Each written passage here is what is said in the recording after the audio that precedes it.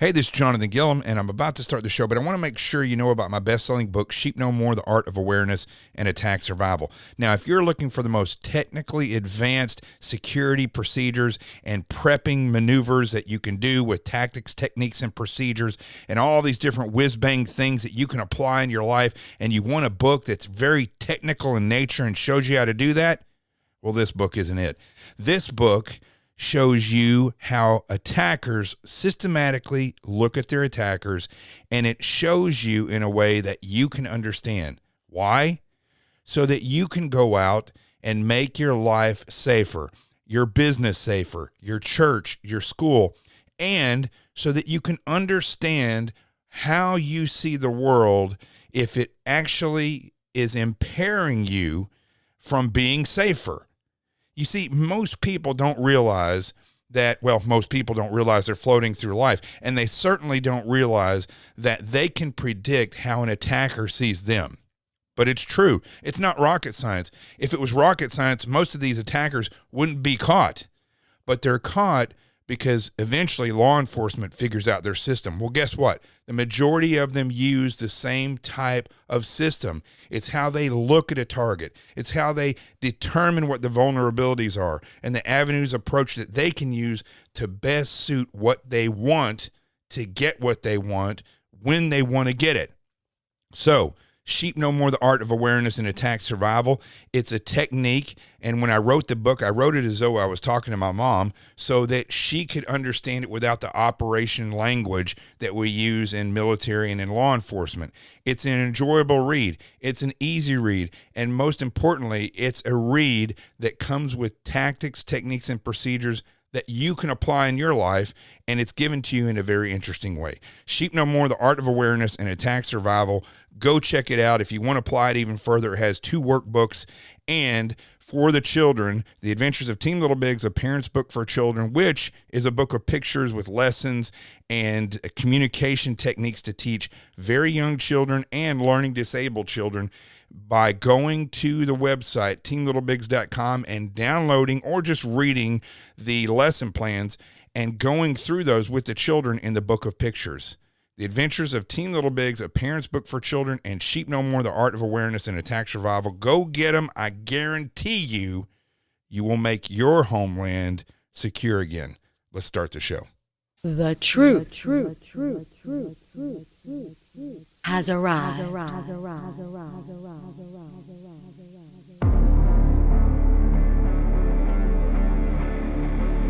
My name is Jonathan Gilliam, and this is The Experts.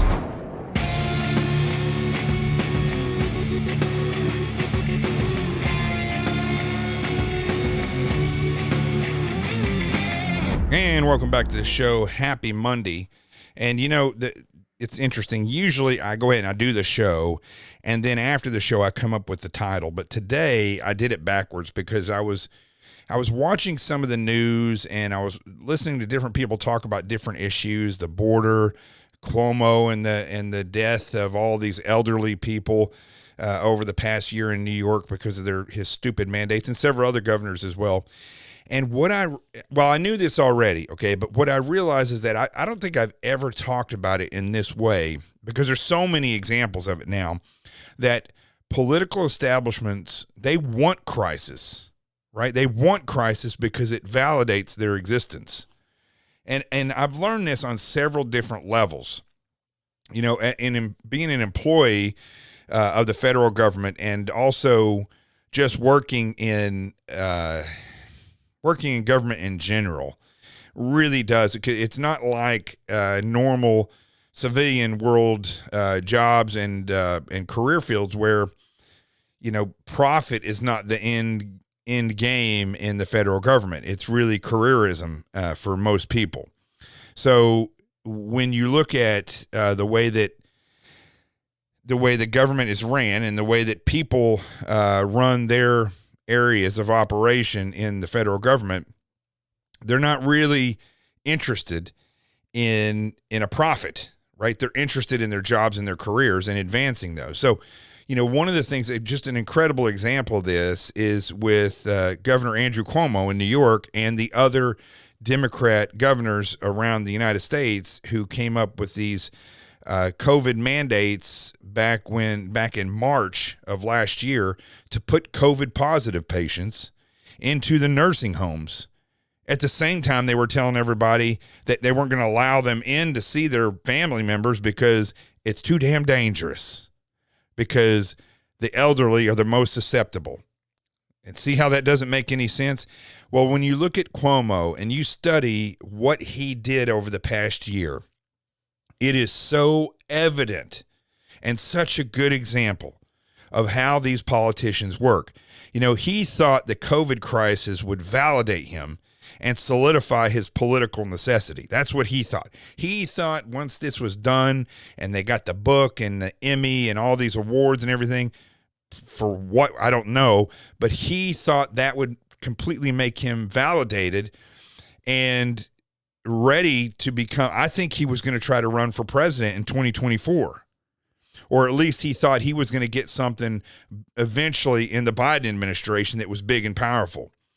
But basically what 2020 was, in a lot of ways, was a publicity stunt for the Democrat Party. And it still is right now. It's still basically a publicity stunt. Now, I don't know if you've realized this as well. I'm going to go back to that in just a second, but some other examples of this, of how these crises are, especially when Democrats are in office. Well, George Bush as well. It's both establishments, both political establishments. Donald Trump was not part of the establishment. That's why things were different when he was president. That's why we didn't have any wars. The entire time he was in, we were pulling out of wars, not going into wars.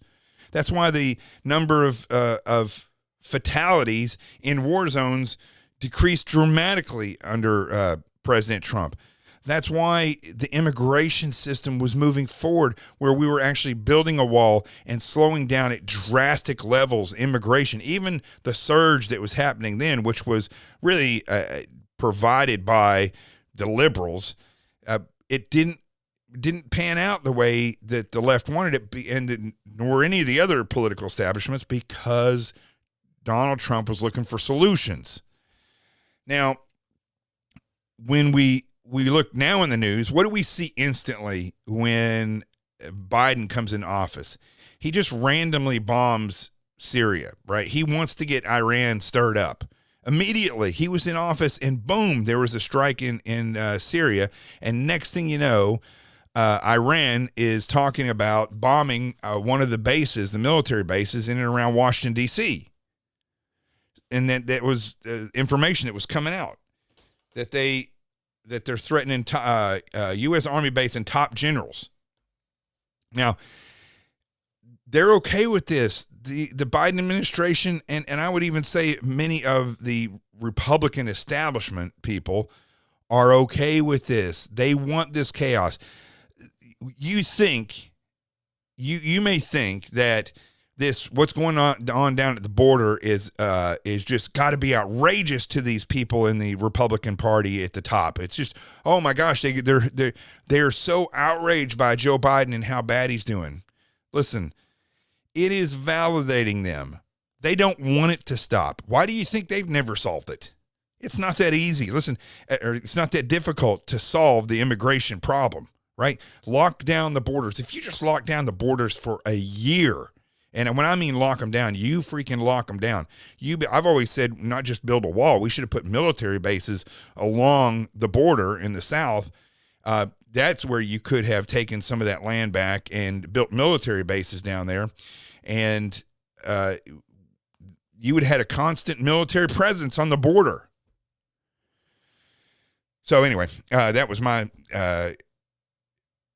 plan for success if I was ever in that leadership position. But it wouldn't take much. The immigration system is all about enforcing laws that are already on the books, about building secure borders, improving the presence down there, and then fixing the way we allow people to become citizens and the way we allow people to have asylum. I saw a show on CNN the other day where some lady was talking about how, she was in fear for her life, and I don't know where it was. It was either Honduras or Guatemala. I can't remember, somewhere down there.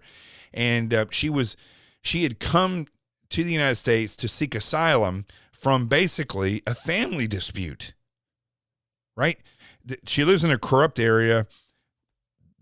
She has a bad family, and the guy was wanting to kill her. And one of the people in her family was wanting to kill her. I've never heard of that being a reason for asylum. Maybe I'm wrong there, but I was thinking that asylum had something to do with politics, or that, basically politics. I don't know what exactly is acceptable in asylum, but I personally never heard of somebody getting asylum in the United States because they had a bad home life somewhere.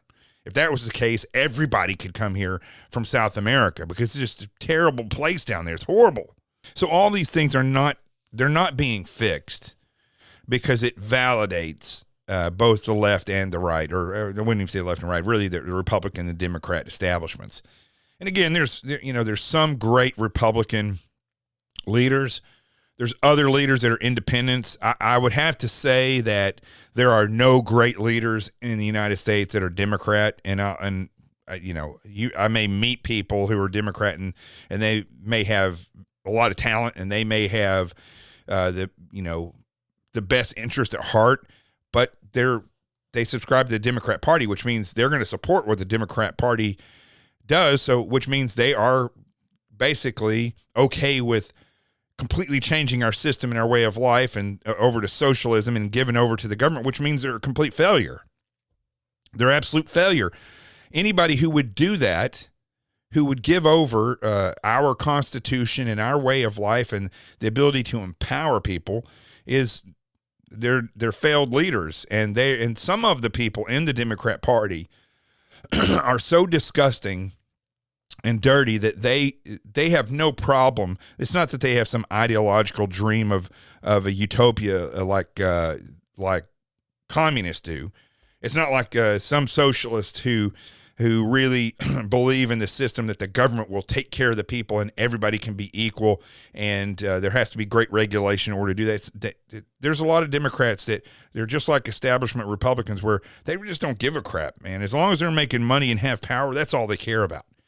And what's interesting about the Republican Party, I've met a lot of great people in the Republican Party, and a lot of people have real focus and drive, and they are true conservatives, and they are very focused on the Constitution, what's best for this nation. However, the way that the Republican Party is set up around the nation, it promotes careerism. It promotes I don't know what the word, cronyism, I guess you could say, because basically what happens is the local control of the Republican Party is quite often ruled by people who don't really consult the public on who they should have run or who the best candidate is. They go out and they pick either who they think is most electable, right?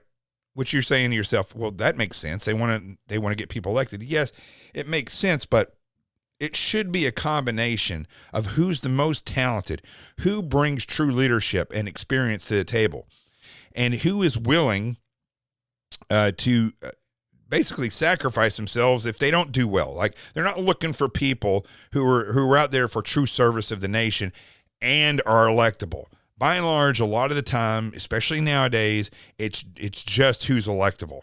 They're just looking for shiny objects, or they're looking for people that they owe a favor to, or they're part of the system, so they're going to help promote that person, when there could be a dozen other people out there that are totally electable, full of experience and incredible wisdom. They'll pass right over those people. I've seen it time and time again. And it's a large part because, I'll truly say this. Well, for one, there's a system that's there that's several hundred years old. Okay. Same thing with the Democrat Party.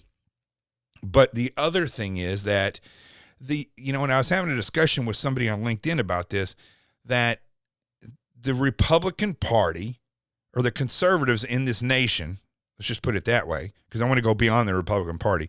The conservative citizens in this nation simply believe that if they elect the right person, that they'll be fine, that they'll be saved. They're looking for a savior or a hero, right? They're not looking for somebody who is a good manager, for somebody who is a good leader, and they fail to realize that their participation goes far beyond voting. And in certain circumstances, people actually get up and go to rallies, but then they just go right back home. They go out and have a celebration and pat themselves on the back because they got up and went out. But what you have to understand, it's not just about getting up and having a car rally. It's not just about getting up and going and standing for something that you believe in. It's about being a part of the system. And so when it comes to the Republican Party, it's entrenched with cronyism and with people who are really not good for the nation, really not good for conservatism, because they are not out looking for great leaders. They're just looking for people that they think are electable or somebody who is a part of their clique. That's it. Now, that's not everywhere, but that's a real problem. And it's a real problem when I see different Republican chairs around the nation that are not approachable, that they run the system. And let's be honest, okay? The political system in this nation is owned, not just ran, it's owned by the Democrats and the Republicans, which are not government entities. They are private organizations, and they're private political organizations. They just happen to be the two most powerful, and so powerful that they literally own every seat of power in the United States or between those two parties. The Green Party has a little bit, the Tea Party had some for a while. Some independents are out there, but by and large, judges, sheriffs, congressmen, congresswomen, senators, presidents are all either Republican or Democrat. And so the chairs are not approachable. It's not like, I've met some that are. I met some that are great, great men and women. But I would have to say more often than not, if you want to have a meeting with a Republican chairperson because you're interested in running, it's not going to happen. You don't know how to do that, and it's not like they are going to entertain you whatsoever if you try to walk in there. That's not the way the system works, and the system is outdated. It doesn't work anymore. As we can truly see, we've lost everything. The Republican Party has literally lost everything. This country is on the edge of complete collapse for two reasons. One, because, it's more than two reasons. Really, it's three reasons. The Democrat Party is a completely failed communist. I don't know if it was failed. They actually succeeded on their part, but they're a corrupt, a subversive communist entity. That's issue number one. Issue number two is that the Republican Party, their system doesn't work. Obviously, the leaders that they put forward, the majority of these people are not great leaders. They're not that talented. They're not, they're not warriors for the Constitution. and they don't screen them. I've met sheriffs, worthless. I've met congressmen, worthless. Senators, worthless. I've met several presidents in my life. I haven't met any worth anything at all except for Donald Trump. And he's the least establishment guy out of everybody that I've met. So the Republican Party system doesn't work. It's too entrenched. And why is that? Because it's a party, right? It's an organization that by and large is a membership organization. It's almost like a housing board where you might have a community housing board, right? And everybody can go there and you can be a part of the housing association meetings. But if you're not on the board of directors, you're not really going to have a say-so in a lot of these housing associations. And in fact, they're quite bitter and nasty most of the time. And the last people that should ever be on a housing administration board, are usually the ones on the housing administration board. And they run it like their little fiefdom, like it's their kingdom, And so that's the way the Republican Party works. But see, here's the problem with that. The citizens, the conservative citizens in this nation are not a collective. I've talked about this many times. They are not a collective mindset. They are a collection of free thinkers. And so the Republican Party is a business for people. It's how people make a lot of money through the campaigns and through basically running the whole system. It's a business for them. And it's not for Republican establishment people. The system is not for the people by the people. It's for the Republican Party. And it's a failure because of that. It's a failure because of who that party is supposed to be representing, who that party is supposed to be kin to, or who the party actually is, right? I remember going to Tucson, Arizona, and I was speaking to the Republican club out there. There's like 500 people there. And none of them that I met, and I met darn near everybody in the room, no one had ever voted for John McCain. And so how was John McCain always elected? Well, because he was part of the establishment. Arizona has one of the worst political establishments I've seen in this nation in my entire life. It is full of people who are the creme de la creme. That's what they think they are, the creme de la creme of the Republican Party. And they are not the regular citizenry. So when I went there and I spoke in Tucson and I met all these people, none of them had voted for John McCain. And all these people were normal, good people who cared greatly about the president. Some of them cried when I spoke about the flag and what it meant to me and what freedom is all about. And they already saw, this was back in like 2018 or 2017. They already saw what was coming. They already saw that this nation was going down a bad way.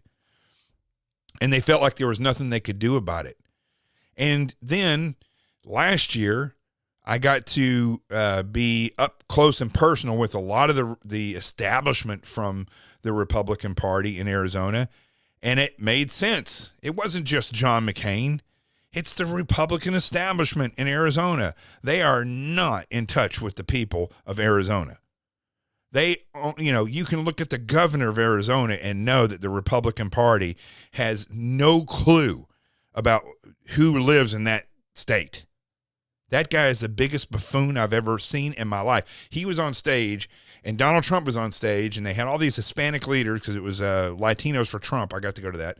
And, I mean, he looked like a clown puppet or a little boy up there that, like a Michael J. Fox character from Family Ties. Like, here's your little suit, and here's your little briefcase. Now go on off to school. That's what the governor of Arizona looks like. And no one likes him. But yet he got elected. Why? Because he's an establishment guy, and because the Republican establishment in Arizona is broken. It's full of elitists. It's full of rich people. It's full of people who have no clue the damage that they're doing to that state. And they're the wrong people. They should not be in that position. Now, number 3 was what I talked about earlier, right? The reason the country's in the position it's in is because the Democrat Party is a communist party, because the Republican establishment, the Republican Party is ran by establishment people who should not be in that position, and it is an antiquated system that does not know how to pick the right leaders. But number 3 is because the people simply believe that the Republican Party is the conservative party, and that means when they go to the election that people are under the illusion that they are truly choosing a leader, right? But what they don't understand is they're just choosing the Republican that the Republican Party put forward. They may or may not be a leader. They may or may not be worth anything when it comes to understanding or wisdom or experience at all. They may be a buffoon, but they are part of that little clique, and so they got that position. this is a problem. This is why we are in the shape that we're in. I believe that the Democrat Party should be nullified. It should be dissolved in this nation. And if and we should sit down and have a serious talk in this nation about what it really means to be liberal and conservative. In fact, I think I'm going to do a show about that this week, probably Wednesday. I'll do a show about that. What does it mean to be truly liberal and conservative? And what do the Democrat and Republican parties stand for? And that's kind of what I'm talking about today, but let's go into a little bit more on that later this week, because the fact is that this political system that we have, and the Democrat Party in particular, it seems like I'm ranting on the Republican Party a lot more in this show, but they're both broken. But there's only so much I can say about the Democrat Party. It should just be dissolved. It should not be around. Most people, I think, who vote Democrat, they need a come to Jesus moment about the reality of where the Democrat Party is leading them and the dangers of that. But see, the problem is that they've been indoctrinated for literally their entire lives by the Department of Education, by television, by social media. There are children and adults, actually, that they don't even understand what Pearl Harbor was all about. They don't even understand what the Vietnam War, and all they know is what they see in movies, that the Vietnam War, we should never been in that fight. I do believe that the Vietnam War was fought incorrectly. I think that many of the wars that were fought during that day and age were done wrong because of the way that the DOD changed and war fighting in general changed after World War II, where it became basically a politically led venture, and before that, it was really led by war fighters. It was the Department of War, and you had the Secretary of War, and then it went to the Secretary of Defense and Department of Defense. That was a progressive move, whether you realize that or not. This progressivism didn't just happen. Democrat, you heard of socialist Democrats or progressives on TV. That's not something that just happened over the past 20 years. Those are terms that have been used, as long as this nation, really since the 1800s. I would say 1800s is, and really throughout history, wherever you've heard that leaders have tried to progress, typically that is a leftist mentality, and it's a satanic mentality. I'll tell you that right now. I've talked about that before. But when we look at how wars were fought, like Vietnam, most young people won't understand. They'll think that it was the same as it is today, that it was just politics. But we were fighting communism back then. The Cold War, and what, I've even been guilty of this myself a lot of times, thinking back, like, what was the Cold War? Was that just more of these antics? And a lot of the ways it was. It was another one of these things that could be propelled forward, because our nation's not the only one that has political leaders that they basically are justified through crisis, right? That's the majority of the way these world leaders work. But we were in a war with the same people that are trying to steal our nation now, and the Democrat Party, and then in large part are being allowed to steal the nation by the Republican establishment. Now, one thing that's very interesting, out of all the things I did in the FBI, one of the most amazing things that I ever did was get to go to the UN several years in a row, because I was running special events, which was the special events unit for the FBI handles all of the security liaisoning and threat assessments and operations orders for any major event that's happening in that area. And for me, it was all of New York, any major in and around New York City and Long Island.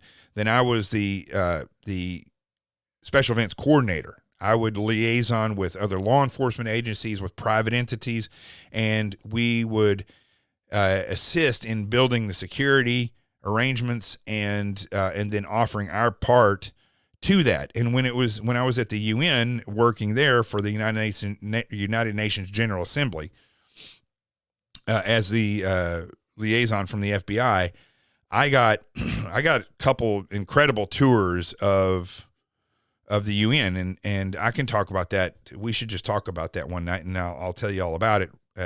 But one thing in particular that I got exposed to there was the Security Council. And now most people, when you say the Security Council, they know of, if you ever remember on TV, and they say that, the Security Council met, and you see a big round table with all these dignitaries sitting around it, and we always identify that, and all the dignitaries, or when it's a really serious issue, you have the secretaries of state from, United States and all these other places, and all their people, their assistants, and everybody are behind them. And it's this kind of big open room with this round table.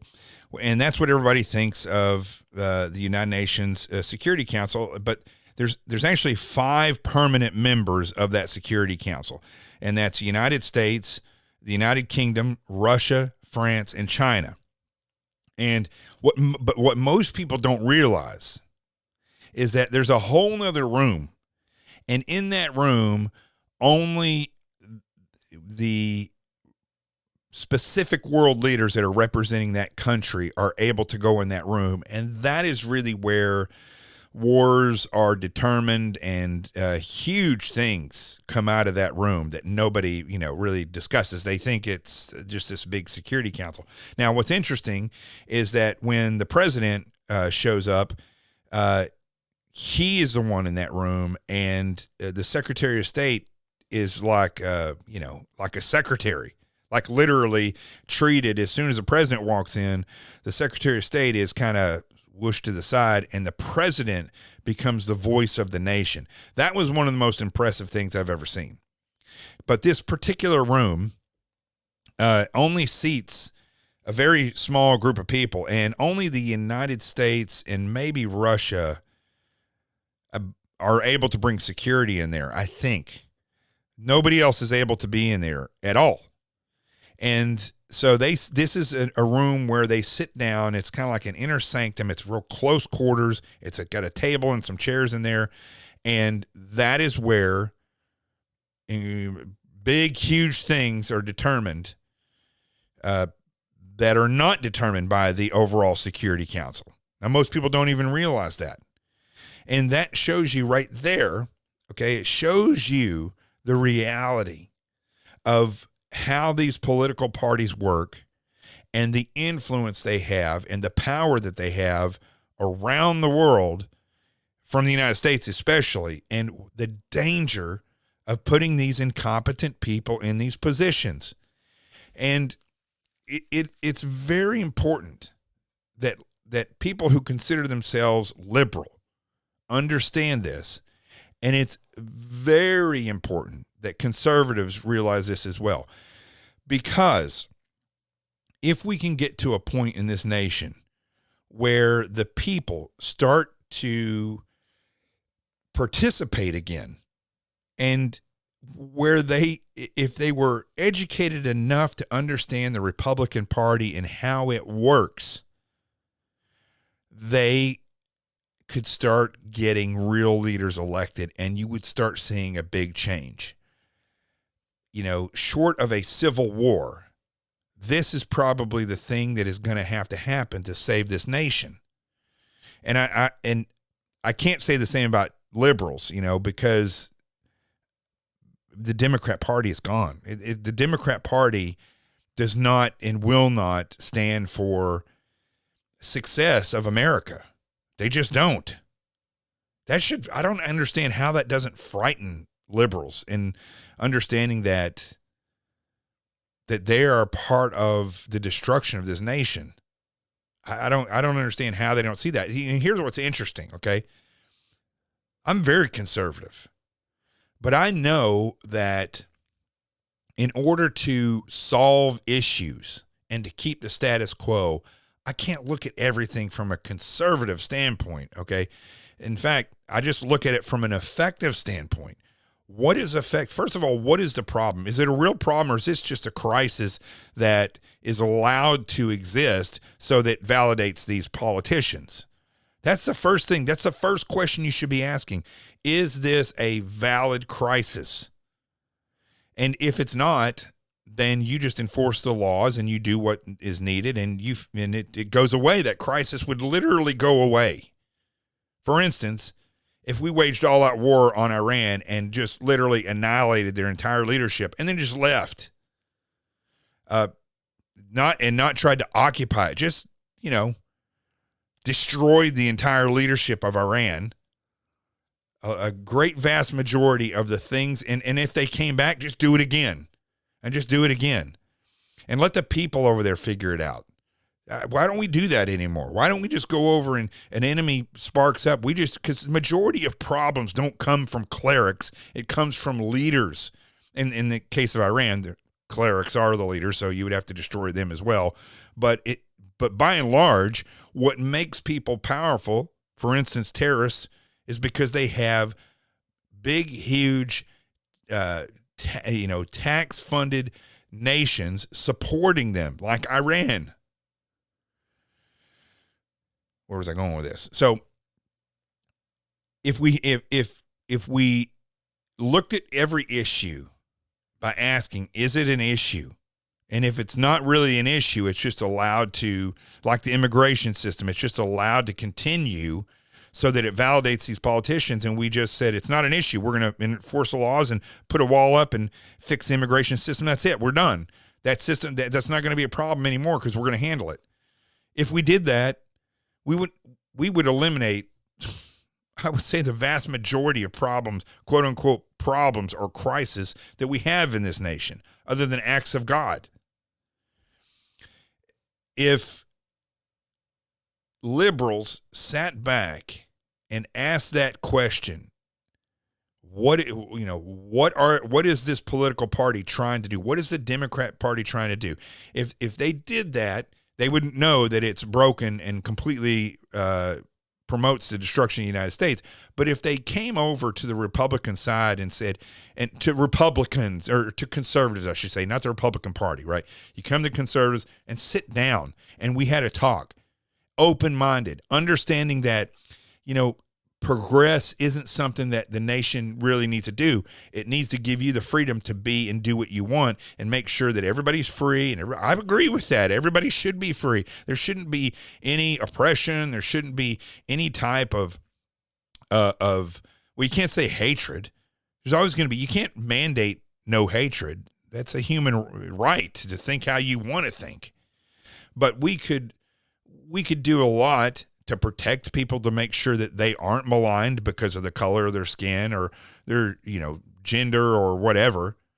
But if conservatives came over and sat down, and if liberals came over and sat down with conservatives, and conservatives understood that they are making a huge step to come over and talk and sit down with us, and let's work it out. I think a lot of liberals would be surprised that conservatives would say things that, like, healthcare is an issue. It should be affordable. Hospital stays should be affordable. That is something that, when we went down the road of making healthcare a business that is a huge business in the United States and around the world, that we basically and we didn't make it like, where most places where the competition is greater, the price goes down. That doesn't happen with hospitals. Why? Because there's only a few companies that own all these hospitals and all the drug companies. I don't know if people realize it. I'm kind of getting off topic here, but I don't know if people realize this, but, the whole legal system of monopolies, like Ma Bell, when, there's basically one phone company that can charge whatever price it wants, so they broke it up into all these other phone companies. It's not like they break it up into 10,000 small companies. What happens now is they all compete for the highest price they can charge. It's not like they try to make it sound like, let's break it up and they'll all have to compete, and that'll be great for people because the prices will be lower. That's not what typically happens. So with healthcare, the other things are free enterprise, but, there's things that you can't really exist without nowadays. A cell phone. To get a job and to keep a job, you basically have to have a cell phone. If you get injured, you need to be able to afford health care. And if you're out of work, I have no problem with the taxpayers helping you out, but you can't sustain that. You have to have incentive to get your ass back up and work.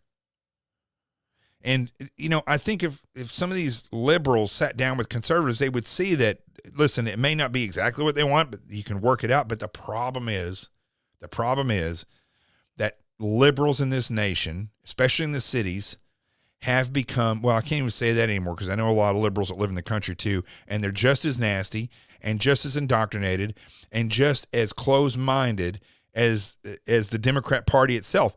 But yet they look at people who are conservative and they think in their brain that because somebody votes Republican or because somebody is a conservative, that they are racist, that they're a bigot, that they're a fascist, that they want, capitalism and all the money, and they don't give a crap about anybody else, and they don't care about high, hospital prices or drug prices. None of that's true.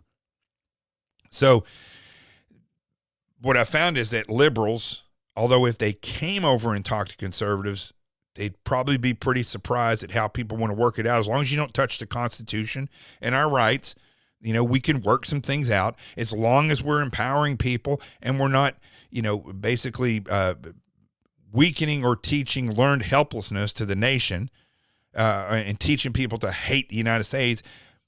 I think we would probably be able to work out effective solutions. But these political parties don't want that. Do you see that? They want the crisis of Republican, Democrat. They want that because it helps them stay relevant. But it shouldn't. It shouldn't. The American people should see through that. Now, one thing I do want to say, and I hope you see where I'm coming from. One of the reasons why I was kind of inspired to do this show is I went back and looked at some of the shows I did when hosting Sean Hannity's radio show. I was really learning how to host, doing his show and David Webb and Andrew Wilcox's show on Sirius XM Patriot Channel. And I go back and I listen to some of this stuff, and it's pretty incredible because it was fresh. I would always go on there. I always had the energy to talk. Now, because I thought I was going to make a difference. I thought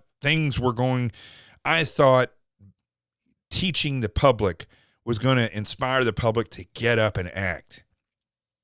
And quite frankly, I'm going to be honest with you about this, okay? I thought President Trump was one of the best presidents we ever had.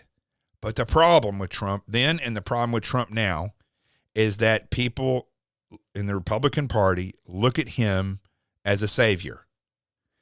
And he looked at himself as a savior and the people as the American people that would vote him in. Even though he said, let's make America great, he never tasked the American people with anything except for voting. It's not like he led the people to not be violent, but to stand up to government, to stand up to the Republican establishment. He didn't. And so it's an Achilles heel. You elect a great leader, and if the people are too comfortable, they will get burned because either that person will be turncoat, or if he's dealing with, in the case of President Trump, dealing with the left, this communist left, he was not able to carry out everything that he wanted and had little assistance from the American people except for rallies. And that really doesn't do, I don't know if you realize this, a rally doesn't really do anything. It does very little. I will say that when it comes to taking Cuomo out, or in California taking Newsom out, the rallies have been effective to an extent because it did put pressure. Luckily, it did get some media hype. And in the case of Cuomo,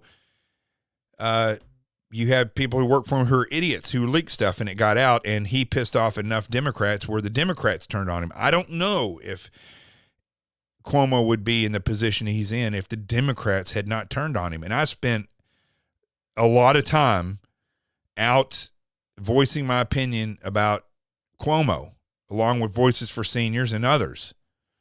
And I've been on many TV shows. I've been on many radio shows. I've been out at the majority of their rallies, and I I do think that did make a difference. But by and large, when it came to the president, people would go with these huge rallies. It was like going to a concert.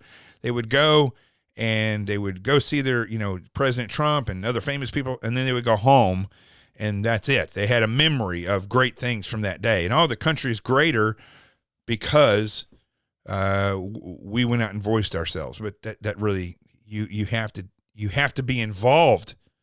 You have to understand how the Republican Party works. You have to be willing to put the pressure on the Republican Party to get rid of bad Republican chairs from the different parts of the state that are worthless, and the people within the establishment of the Republican Party. If we got together and put pressure on them to get rid of them, we could make a true change in this nation. And the same thing with the Democrats, with the Democrat Party. But I think the Democrat Party just needs to go away. It's just that it is a truly communist party. Really, it should just be we the people. And we should look for great leaders. And we should push those leaders forward. And we should remove them from office when they don't do their job. And they should not be celebrities. They should not be like people that are worshiped. They should be managers, leaders. And if they don't do a good job, they should be out, and they should be held to the highest standard. So going back and listening to these shows, I mean, I saw all this coming. I predicted a lot of this coming because I was able to, when I got out of the FBI, my mind and my eyes were completely open to the reality of what had happened in this nation. And it was, it's pretty interesting going back and listening to these shows. I don't know exactly where I was going with that, but I do want to say one other thing, okay? And I'm going to touch on this some more. I've touched on it before, but there was, and I've predicted this over and over, that, and this is a little bit different than the stuff I was just talking about. I saw that the director of national intelligence from Trump actually came out and was saying that they're going to release by July, supposedly information about all these UFOs that have been able to do things like break the sound barrier without any sonic boom. They've been able to do maneuvers that humans and current technology are just unable to do, and they've seen all these things. And I've been saying this for the longest time, and I think it's easy to see, okay? And if you don't believe in the Bible and you don't believe in Satan and in Jesus, you better at least go study it, so that if it is true, okay, and you don't believe in it, and you read it, and so you're informed, and then you start to see signs of this, you'll understand the reality of what's going on, okay? If anything, you should pick up the Bible and study it for that reason. And hopefully along the way, you'll understand what it's truly about before you die. And that's the other thing. You need to realize that you have no clue how long your life is going to be. I know people who've ridden motorcycles for their entire life, never had a major injury. And then I know people who slip on a watermelon seed and bash their head and die. So you don't know when your time is up. So you need to study this stuff anyway. Stop concentrating so much on the here and now and start realizing that you're going to die, and you better start investigating if there's anything on the other side, and if there's certain things you have to do to make sure that you're in the best possible way on the other side. For me, I believe that's Jesus. I believe the Bible is truth. But what I was getting at here is that I have said for the longest time, and it's clear to me, that communism is Satan, right? You think about it. The best way to control the masses is to get rid of borders and make all one language, right? That's been a focus for the longest time. When you do that, I can guarantee you there'll be one great leader. And when I say great, not necessarily great for us, but one great and ferocious leader that will come about to control all people. Guarantee it's going to happen. I guarantee you that when Satan reveals himself, he will reveal himself as a great and wondrous, beautiful creature, not Freddy Krueger like you think is going to, this evil creature it's going to be. It's going to be something beautiful and seducing and spectacular. And you're going to, people that don't understand are going to think that is God. And one of the things is going to be through convincing people that there are aliens from other worlds coming here, and that those aliens are, like the Scientology believes that they came here in planes space planes that look like 727s or something like that, and dumped the souls of these evil people or evil beings into volcanoes, which erupted, and then those things went into human beings. That's what Scientology believes. So people would be more apt to believe something weird like that if they don't know the truth. And if you were to see something and Satan revealed himself in a UFO or something like that, you are going to be convinced that that's real. So I would really, really recommend that, as I've been talking about through this entire show tonight, about understanding, you have to understand the reality of why these candidates pop up and how they get chosen, in the reality of the Republican and the Democrat parties. You need to understand that reality. You need to understand the reality of communism, which is actually socialism, which is actually globalism. It's all the same. I mean, the control is the same. The end product of what certain people want may be different. Weird as it sounds, true communists believe that by any means necessary, through conflict, there will be a synthesis. So the more you cause all this conflict, and as people come together, basically the government will be able to crush the problem makers and create a synthesis, whereas then the government will be dissolved and the people will live in a utopia without government taking care of each other. Yeah, that sounds about as much sense as one of the mystics back in I don't know, it was like the 12th century or something like that, that believed in order to spur the return of Christ, that people needed to be evil. They needed to sin more. And the more sin they would commit, the faster it would usher in the return of Christ. As though Christ, it has to be told when to return, or it's based on how much sin is in the world. That's just not true. And so it's the same thing here. Understand the Bible, understand the tactics of Satan, understand how he works. And if you start to look at things in your life like this, you will start to live a life full of involvement, full of meaning, full of understanding and wisdom. But if you just float through life and you just do what you're told, I mean, you're going to be like somebody on Twitter. I saw somebody today that somebody tweeted, I tweeted something towards Swalwell. What a weirdo that guy is, right? From California, Representative Swalwell. And he's still on the Intelligence Committee. And this guy was cheating on his wife and sleeping with a Chinese spy, Bang Bang, or Fang Fang, whatever her name is. And so he's somehow still on the Intelligence Committee. And I wrote something about the fact that being the FBI, any other federal employee that's not a politician, if they had done what he did, whether they knew it was a spy, a Chinese spy or not, they would get their security clearance revoked, and they would no longer have a job and probably investigated and potentially go to jail. Nothing like that's happened with Swalwell. And so I tweeted out saying that, and some weirdo leftist came on and said that, I guess we should say the same thing about everybody that was guilty in the Trump administration had connections with Russia. I guess you're going to say that nobody had connections with Russia. And I said, yeah. According to all the impeachment trials that happened over the past 4 years, there was no evidence of any connections with Russia. And so the guy wrote back, there was no Russia impeachment, genius. So I wrote back and told him, that's right. There was no Russia impeachment.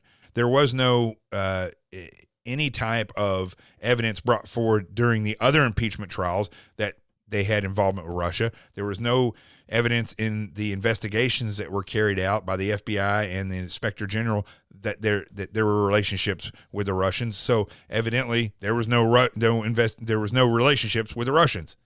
And thank you for the compliment for calling me a genius. And so what does he do? Typical of leftists.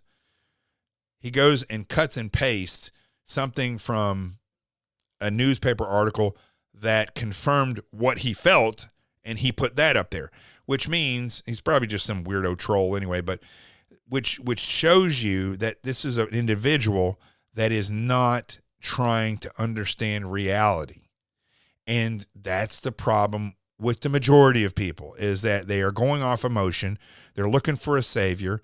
They believe what they're told, and they end up spinning this stuff in their head. And that's exactly what happened with the QAnon people. And before you know it, you're a robot. You're a puppet. So whether we're talking about Satan and how he's going to expose himself and control the people, or whether we're talking about the Republican and Democrat parties, or we're talking about your life. And, I talk about my book, Sheep No More. Awareness is something that you have to develop. And awareness is something that once you understand how criminals work and attackers work, narcissists work, you probably most likely will not be the prey. You become the predator. And that's how you become empowered.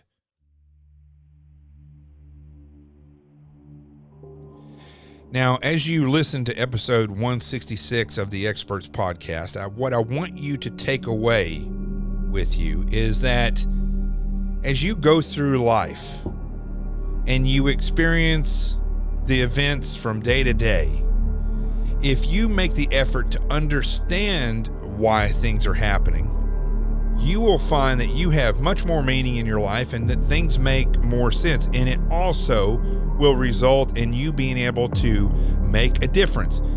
You need to understand why the Democrat Party wants to destroy the nation if you're a liberal. You need to understand how the Republican Party chooses people. You may not like it, but you won't know if you don't understand. I'm Jonathan Gilliam. This is The Experts. The truth has arrived. Peace, and I'm out of here.